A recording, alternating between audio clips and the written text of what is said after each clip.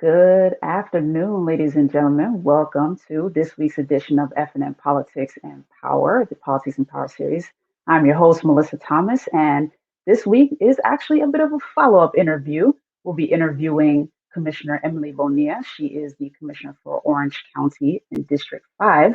We interviewed her during the quarantine when everything was locked down last year back in 2020, and we were able to get her take on the way things were going in her first term at the time she was running for reelection. So now that she has been reelected, this interview today will be a bit of a refresher. We'll get to catch up with all the things that she has been working on, not only since the quarantine, but even since her reelection. So we will get to have that discussion. So without further ado, let's bring in Commissioner Bonilla. How's it going, Commissioner? Hi, good. How's everything going with you? Going pretty good. Thanks so much for taking the time. I appreciate it. I know the day has been pretty busy. So, obviously we're still in the middle of this pandemic. So I did want to ask you, as I usually ask all of my guests, like, how have you and your family been handling it? Has everybody gotten the vaccine? How are things going with you? Well, I'll say we're struggling just like many other people. Been limiting face-to-face meetings, outings. Me and my husband are fully vaccinated. We have a 13-year-old who's been doing virtual school from home, and that's been rough. So I'm going through what every other parent right now is going through.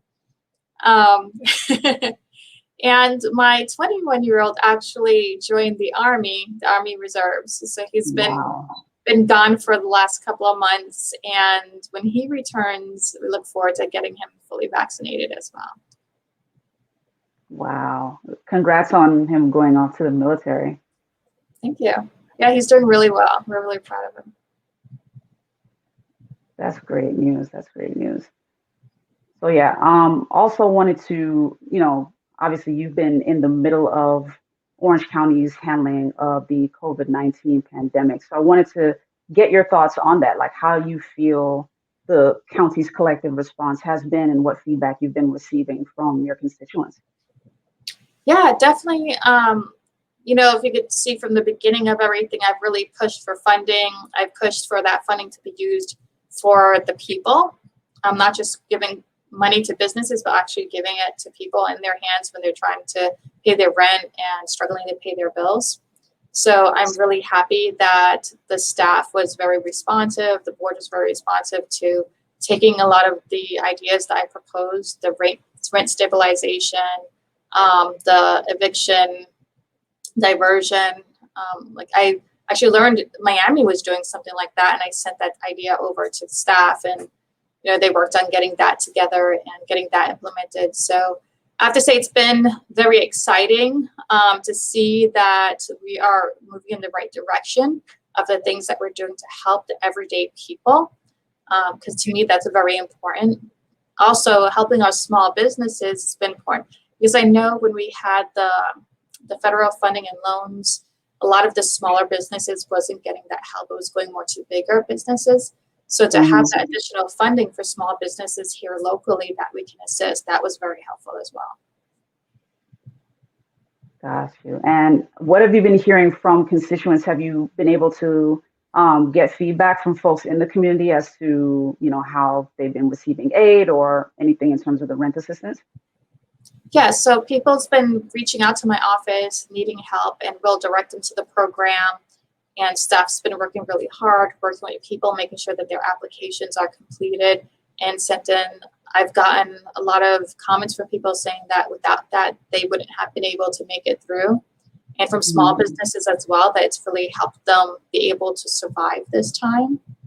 The feedback has been really good. I've gotten some feedback too. I got vaccinations out to the Bithla community, and staff there was really great with helping move that along.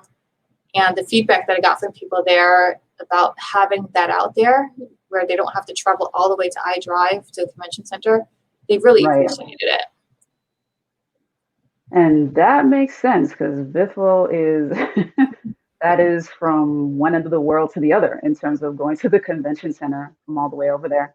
And actually, that's a great segue. I would love to get your thoughts on the hashtag I Got My Shot initiative. You guys obviously launched the vaccination truck, if you will, kind of that van that gets to go to the different communities. Like, what was your thoughts on that, and how did that process go in terms of setting that up? Well, it just popped up out of nowhere. I didn't know it was happening or anything. I know we got our shots, and one thing I was trying to do was get to the younger people. So I put out a TikTok video with music with that song "Shot, Shot, Shot, Shot." It was really Wow. entertaining. People loved it, and then later on, I saw that campaign came out. So it was unexpected. I have to say, I wish the masks were a little bit better, but. Yeah. I love the colors and the designs. That's right. I'm all about branding and marketing. That's my background. So because of design and colors, and that's why I noticed. Awesome. Yeah. So yeah, definitely thanks for sharing your thoughts on that. And kind of jumping over, we'll come back a little bit more with the COVID-19 stuff, but I did want to shift gears a little bit because part of your heart is in environmental conservation and things like that. So I've been asking several of the commissioners about this, and of course this is a couple weeks old now, but I did want to still get your thoughts on it. But what was your take on what happened at the Piney Point Reservoir? Like, well, how did you feel about that? What were your thoughts on how to remedy the situation? Well, I have to say, I'm from Massachusetts, up where the mills were, and it just reminded me of that, about back in the days before we had environmental protection laws. The mills would just dump all of the waste into the canals that would go out into the river, that would then go out into the ocean, until we then got laws and that was changed. Then they did things differently, but this just seemed archaic in a way, that they were storing all of this waste into a reservoir that could easily leak out into our waterways. So it just seems like we haven't gotten very far. Yeah, and are you equally concerned in terms of them kind of pumping that out to Tampa Bay? Oh yeah, I feel it's a bit too late at this moment to really do much. We're at the point where it's just so bad, and there should have been more done beforehand to prevent this from even happening, from getting this bad. And unfortunately, there's just no foresight, and a lot of, I'll just say government just waits until things are so bad that their hand is forced. Now, the argument could be made that in some cases it might be a manpower issue, given the priorities that government has, and you've likely seen it as well in terms of this now being your second term in Orange County. There's some big projects or big issues that need to be addressed and made into projects, if you will, that can kind of take time to do. So time and money and staff. Yes. And it's all if you even think about it that way, you think it's logistics. But that logistics is manipulated by politics, because you need, in order to have more capacity, like staffing, time, you need more money. In order to get more money, you need more taxes. In order to get more taxes, you have to raise taxes. And that's where it really gets political, because, do you want those votes from people who people are not going to vote for you because you're raising taxes? So then it's just politics at play. Got you. And for anyone who would be listening, who might be interested in getting into it, are there ways around it? Are there ways to, how do we put this, ways to do it in a way to approach things that maybe make things in your favor while still serving the people? Ask that question again in a different way.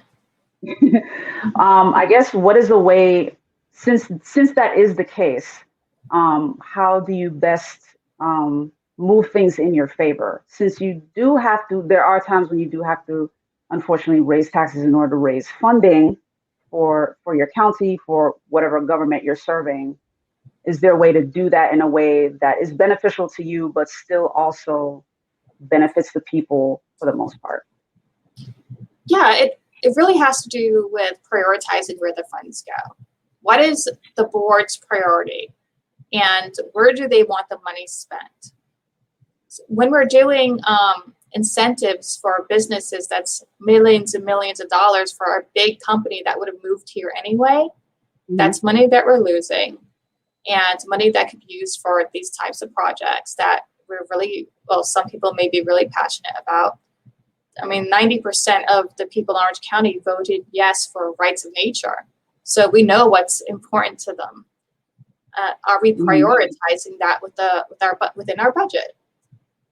So it's about, I mean, we have a lot of money. It's a large budget that we have, and if we've really dug down into our budget and prioritized and saw where we could cut, some of the places or things that we could stop doing would get us more money instead of losing money. That makes sense. That makes sense. All right, so we have a lot more conversation coming up, guys. We're going to take a very brief commercial break, and I mean brief, guys, like wet your tongue brief. But get that drink of water. We will be right back. At Duke Energy, we deliver electricity and so much more, like free home energy assessments, rebates for energy-saving improvements, payment options to help you better manage your budget, and even bill credits for helping the community use less energy. So no matter what you're doing, we can help you make better energy choices every day. It's just another way we bring power to your life. How much can you save?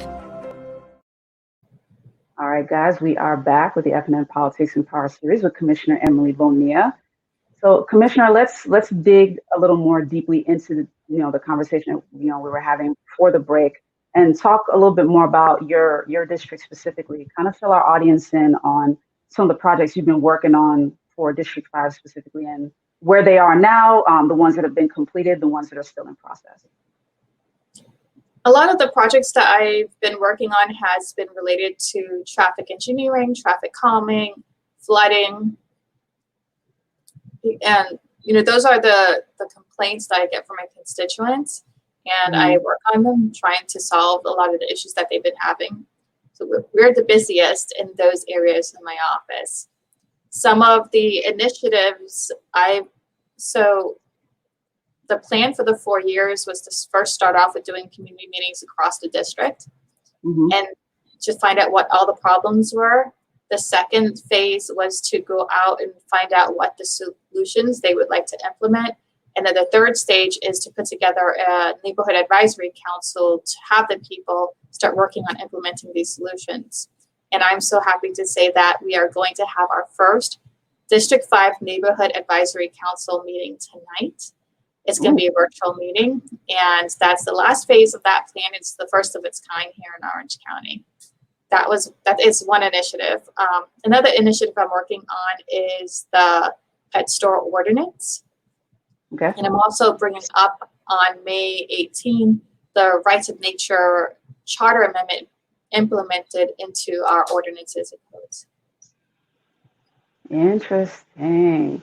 Okay, so provide for those who might be interested in attending the virtual neighborhood event, kind of provide some details. Where can they find out more so they can join? Go to emilybonilla.com/neighborhood advisory council. And there you can find the registration link on how to register to attend the virtual meeting. Okay, and it's on my Facebook page as well as an event. Got you. So you guys, if you want to check that out, be sure to find her on Facebook. That might be a little bit faster, or go to emilybonilla.com and then just take a look, search around for that event. But that's awesome. Congratulations for that. Is that something that's going to be like perpetual, or is it for like a specific window of time, a few months, a quarter? Like, is that? It's going to be for the rest of my term, and it's going to be a monthly meeting. where we have the council, and the council's going to be broken up into work groups. And those work groups can meet as often as they need in order to work on projects.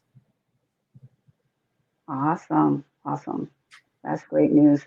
And how has the committee feedback been in terms of putting that together? Was that something that they were excited to get involved in? Like, give us your thoughts on that. Yeah, the responses were really good. We are still recruiting for more people, so if anyone's interested, just reach out to my office. And by the way, guys, that's a quick email. You see the email at the bottom of the screen to find out more information about that. That's pretty cool. And to touch back into what you said about making sure to keep that line of communication open with your constituents. Another tool that especially we in the media, notice is that you do have your newsletter. So kind of talk about that too, in terms of being able to communicate your updates, being able to reach out to folks, and how effective has that been in terms of hearing from constituents as well? Yeah, the newsletter, everyone loves it. It has so much information, and there's different sections in there that really updates people on what's going on. And it's just been really popular. Everyone really does like it. And was that something that was personally fun for you? Because I know like the whole graphic design and branding, I know that's a big thing for you. Yeah, I'll say it definitely takes time. At the moment, it could take between 2 to 4 hours to put together. And I am currently working on streamlining that more. So it's just a little bit faster for our office. Awesome. Got you. And continuing in terms of projects and things like that, what do you feel what have you seen as the biggest improvement in your district up to this point? I would say we have a lot of wetlands. And before I got into the board, they were just filling in the wetlands with development. And I started voting no to that as soon as I got on the board. And it's pretty much embarrassed the rest of the commissioners. So they started changing that and demanding that the developers start going around wetlands. That's been a huge impact on my district since we do have a lot of the wetlands in my district. And congrats on that. And I know that's always been, the environment has been something that's been very important to you. I usually always ask this of the commissioners as well, but what do you currently feel is the biggest area of vulnerability or area of opportunity that needs to be addressed in your district right now? It's definitely broadband. This was even an issue before the pandemic, and I've been working with the National Association of Counties, Florida Association of Counties, to see what we can do, because in rural areas, it's just really difficult to get that service out there. And I've talked to all the service providers, and they're really not interested in expanding more services out into the rural area because it's just not profitable for them. Therefore, I've been looking for other alternative solutions. We have some solutions that we've been working on I've been working on with staff, and there's some funding that's becoming available from the federal level on broadband, since the pandemic has really shed a light on the digital divide, and they're looking to put more money towards that. That makes sense. That makes sense, especially considering how wide and vast, there's a lot of green space in District 5, so that makes sense. Awesome.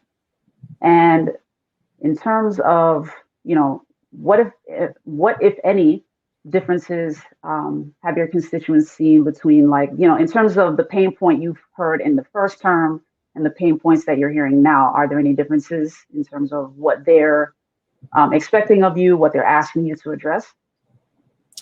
Growth management definitely has always been a pain point, I think, especially for East. Well, I'll just say for the whole county. It just continues to grow, and people keep coming here, and there's been benefits, but there's been a lot of cons to it. And those cons are causing all sorts of other problems for my constituents. And a lot of it takes infrastructure, money, staff, like the things that we talked about earlier. Right. But there has to be a balance, and the developers have been discounted on their impact fees, which has taken away the ability for us to get that money that I was talking about. It went back to the politics. The developers give all this funding to campaigns, for these, for the commissioner campaigns. And basically they just have to ask for something and they get it. And they got a 56% discount on their impact fees for transportation for many, many years, since 2012, I believe.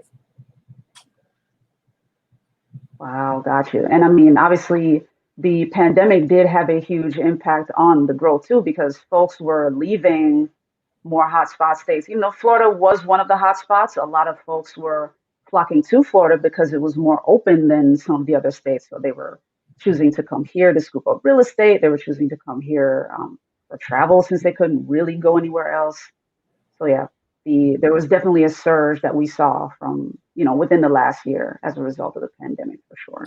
Definitely, construction did not slow down. For sure, we saw that. So yeah, we're going to continue our conversation, guys. We're going to take one more quick commercial break, and then we will wrap up with Commissioner Emily Bonilla. Stay tuned. At Taco John's, you can expect one thing, so good, as in quality ingredients used in tacos and burritos made just for you. Every single bite. So good. Expect nothing less at Taco John's. All right, we are back with the FNN Politics and Power series. Of course, I'm Melissa Thomas, and we're here with Commissioner Emily Bonilla as we wrap things up. But yeah, I wanted to ask you, given the challenges that are still ahead, what do you see for the future of District 5? How does that outlook look to you? Right. So I am just so excited about the Neighborhood Advisory Council, and I think that's going to have a huge impact on the district and the county on really being citizen driven. Just the citizens coming together, seeing what the issues are, researching the solutions, and providing me with something that I could provide to the board, and then them also getting involved in making sure that the other people in the community are educated about what's going on. That's so important for people just to get involved in their communities and their government. Yeah, that makes sense.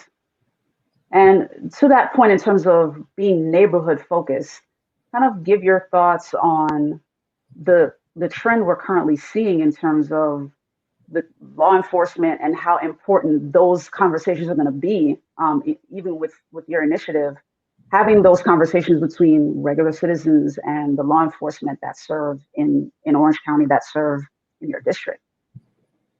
I really feel that relationship needs to be strengthened, and the way people can view the officers and the officers can view the people can cause a lot of that conflict and strife.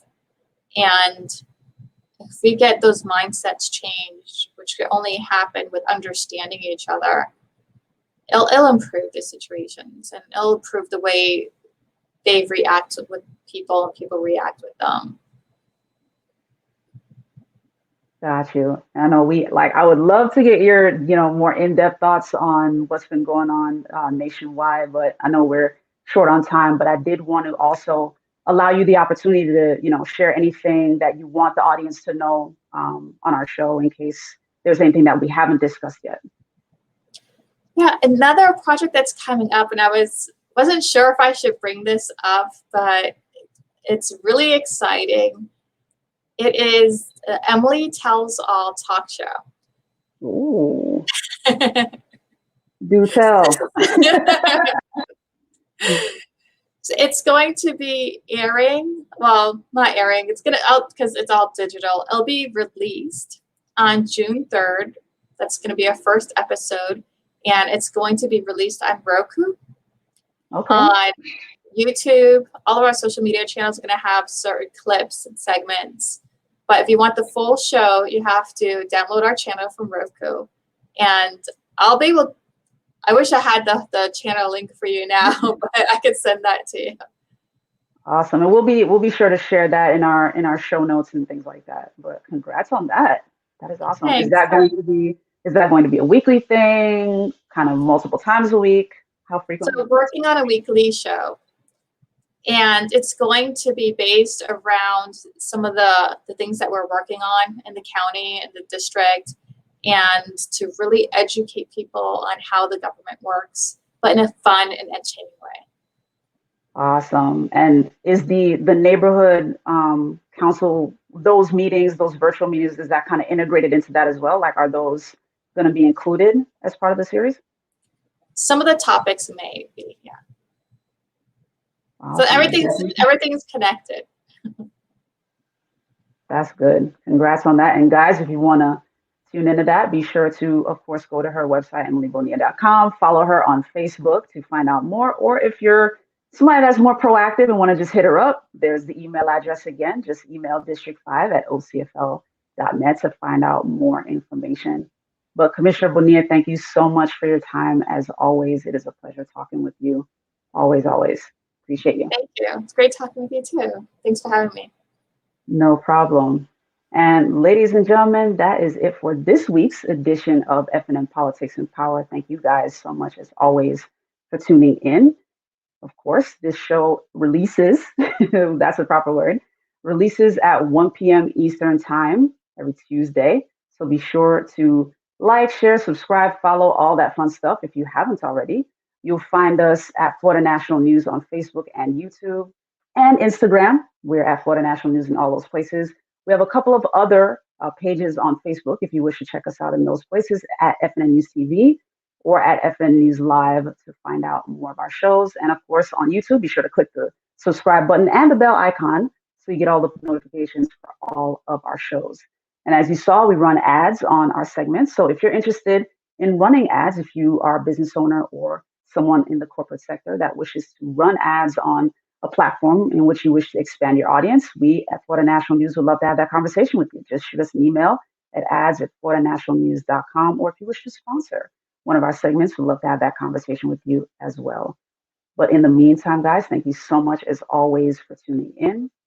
Be sure to stay safe. The COVID-19 pandemic is still out here, so please continue to stay safe. Be sure to check in on your families. We here at Florida National News love you guys. Stay safe. Take care.